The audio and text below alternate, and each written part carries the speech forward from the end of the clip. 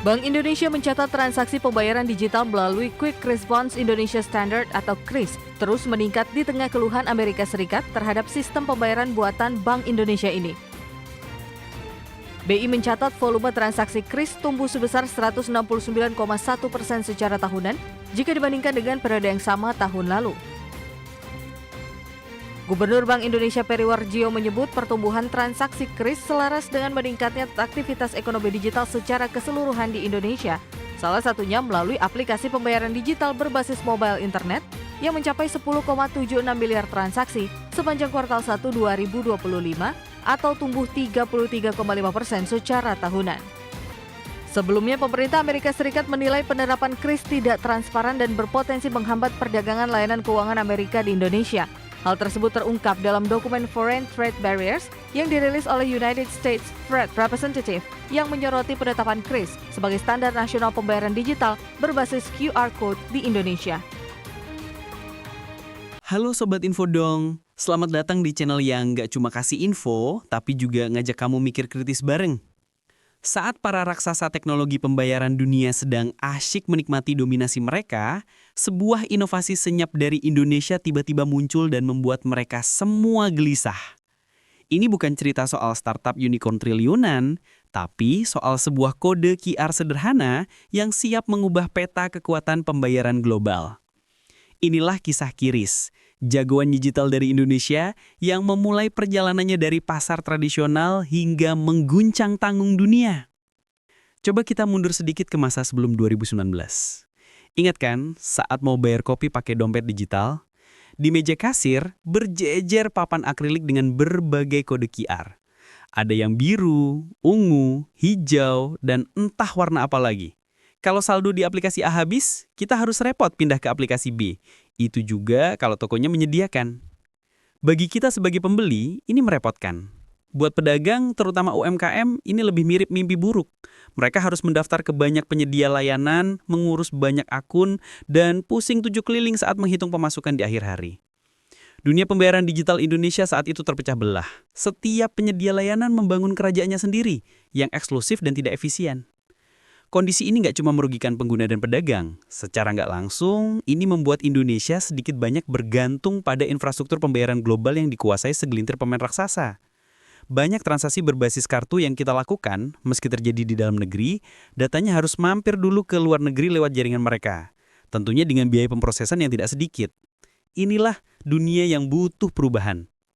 Di tengah keruwetan itu, Bank Indonesia atau BI bersama Asosiasi Sistem Pembayaran Indonesia atau ASPI melihat sebuah kesempatan emas. Mereka melihat panggilan untuk menciptakan kedaulatan digital. Lahirlah sebuah ide cemerlang yang berlandaskan semangat persatuan. Bagaimana kalau semua kode QR yang berbeda-beda itu kita satukan dalam satu standar nasional? Maka, pada 17 Agustus 2019, bertepatan dengan Hari Kemerdekaan Indonesia, QRIS atau Quick Response Code Indonesian Standard resmi diluncurkan. Filosofinya simpel tapi sangat kuat. Satu QR untuk semua. QRIS ibarat bahasa pemersatu di dunia pembayaran digital. Tidak peduli kamu pakai aplikasi A, B, atau C, semuanya bisa bicara dengan satu kode QR yang sama. Bagi pedagang, ini sebuah revolusi. Mereka tak perlu lagi memajang belasan papan akrilik. Cukup satu stiker QRIS dan mereka siap menerima pembayaran dari aplikasi manapun. Bagi pembeli, ini adalah kemudahan. Cukup buka aplikasi pembayaran favorit, scan, bayar, beres. Proses yang tadinya rumit kini jadi mulus dan universal. Ini adalah langkah pertama sang jagoan untuk menyatukan negerinya yang terpecah belah. Sobat Infodonk, peluncuran QRIS hanyalah awal. Ujian sebenarnya adalah meyakinkan jutaan pedagang dan ratusan juta masyarakat Indonesia untuk memakai teknologi baru ini. Disinilah kekuatan gotong royong berperan. BI, ASPI, perbankan, perusahaan fintech, dan pemerintah bergerak serempak. Edukasi dikencarkan dari kota besar hingga pelosok. Hasilnya luar biasa. Dari warteg di pinggir jalan, pedagang sayur di pasar, sampai kafe modern di pusat kota, semua mulai memajang logo QRIS. Bagi UMKM, QRIS bukan lagi sekedar alat bayar, tapi gerbang mereka masuk ke ekonomi digital yang lebih luas. Data membuktikan keberhasilan ini. Hingga September 2025, jumlah pengguna QRIS telah melesat hingga 58 juta orang, dengan 41 juta merchant yang didominasi oleh UMKM. Jumlah transaksinya bahkan sudah mencapai lebih dari 10,33 miliar kali dalam periode yang sama.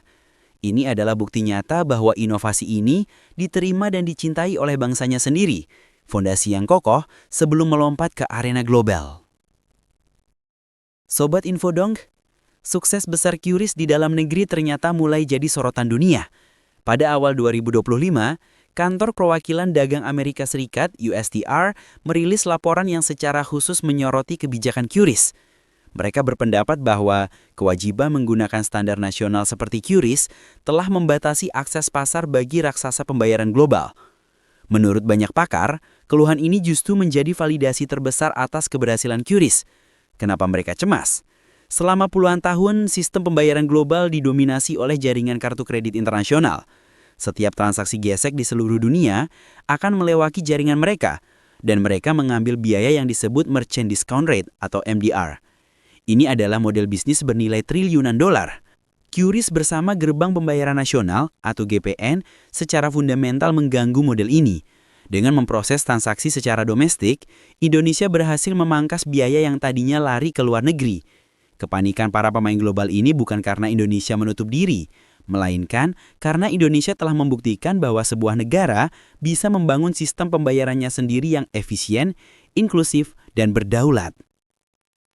Kisah ini membuktikan inovasi Indonesia bisa bikin standar kelas dunia. Nah, kalau kamu bangga dengan pencapaian QRIS dan mau terus mendukung karya anak bangsa, jangan lupa tekan tombol like dan bagikan video ini, biar dunia tahu apa yang bisa kita ciptakan. Kritik tak menghentikan langkah QRIS, malah jadi pelecut untuk melompat lebih tinggi. Babak baru pun mulai, ekspansi internasional.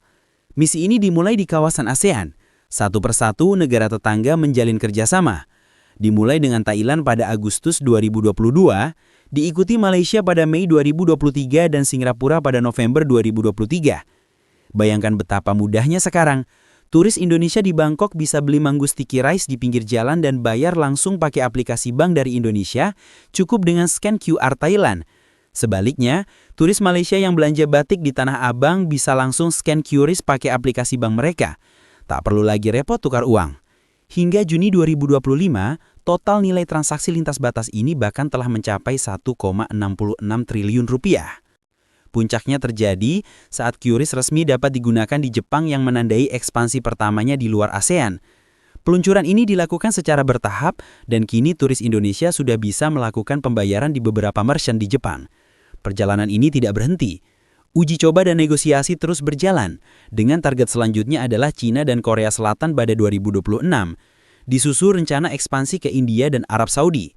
QRIS bukan lagi hanya milik Indonesia. Ia telah menjadi jembatan pembayaran digital di Asia. Sobat Infodong, tepat ketika dunia mengira QRIS sudah di puncaknya, Bank Indonesia kembali membuat gebrakan. Pada Maret 2025, diluncurkanlah QRIS Tap, sebuah inovasi yang menggabungkan kekuatan QRIS dengan teknologi Near Field Communication atau NFC.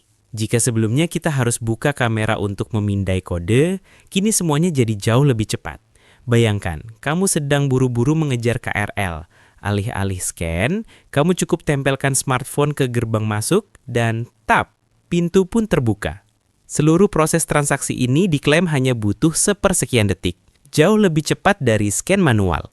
Inovasi ini pertama kali diterapkan di sektor transportasi publik, di mana kecepatan adalah kunci, seperti KRL komuter lain, LRT, dan MRT Jakarta.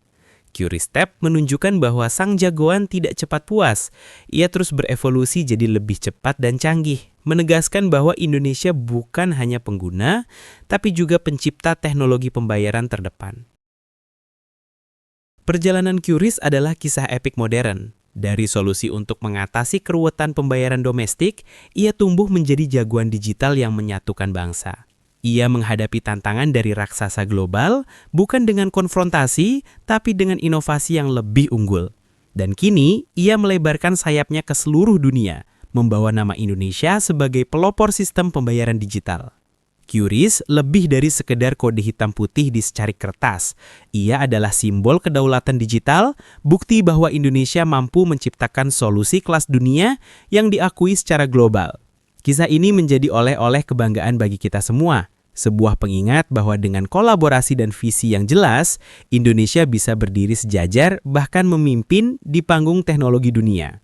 Perjalanan QRIS belum selesai, ini baru permulaan. Nah, sekarang giliranmu Sobat Infodong. Menurut kamu negara mana lagi yang harusnya jadi target ekspansi QRIS selanjutnya? Dan inovasi apa lagi yang kamu harapkan dari QRIS di masa depan? Tuliskan pendapatmu di kolom komentar. Jangan lupa subscribe channel ini dan nyalakan lonceng notifikasinya biar kamu nggak ketinggalan cerita-cerita inspiratif dan membanggakan lainnya dari Indonesia. Sampai jumpa di video berikutnya.